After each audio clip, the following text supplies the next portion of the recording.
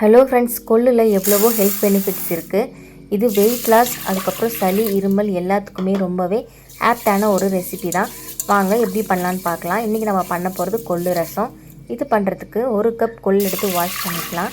இது கூடவே 3 கப் தண்ணி சேர்த்துட்டு கூடவே 1/2 ஸ்பூன் அளவுக்கு மஞ்சள் தூளும் சேர்த்துக்கலாம்.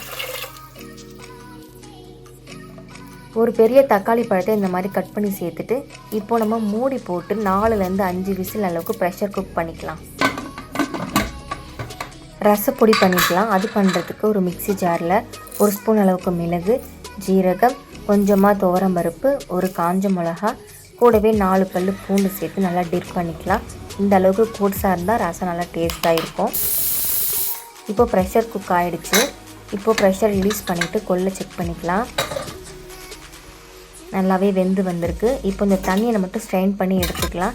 இப்போ மீதி இருக்கிற அந்த பருப்பை ஒரு மத்து, மேஷர் இல்லை கரண்டி வச்சு இந்த மாதிரி கொஞ்சமாக நம்ம இந்த மாதிரி மேஷ் பண்ணி எடுத்துக்கலாம். இப்போது ரசம் வைக்க வேண்டிய பாத்திரத்தில் புளி, கொத்தமல்லி, கருவேப்பிலை, பூண்டு, இப்போ நம்ம ரச பவுடர் சேர்த்துக்கலாம்.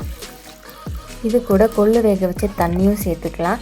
இப்போ மீதி இருக்க கொள்ளை மிக்ஸி ஜாரில் போட்டு கொஞ்சமாக டிப் பண்ணி எடுத்துகிட்டு வந்து அதையும் இந்த ரசம் மிக்ஸ் கூட சேர்த்துக்கலாம். இப்போ எவ்வளோ ரசம் வேணுமோ அந்த அளவுக்கு நம்ம தண்ணி சேர்த்து கன்சிஸ்டன்சியை அட்ஜஸ்ட் பண்ணிக்கலாம். இப்போ இது கூட கல்லுப்பு, மஞ்சள் தூள், பெருங்காயத்தூள் எல்லாத்தையும் சேர்த்து இப்போ கையை வச்சு நல்லா கரைச்சி விட்டுக்கலாம்.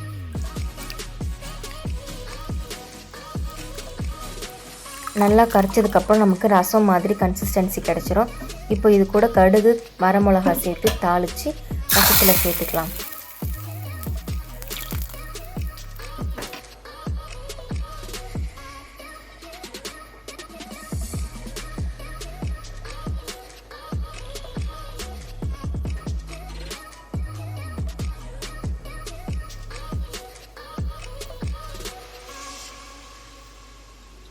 ஒரு கொதி வந்ததுக்கப்புறமா இது கூட பெருங்காயத்தூளும் தண்ணியும் சேர்த்து நம்ம ஸ்டவ் ஆஃப் பண்ணிடலாம்.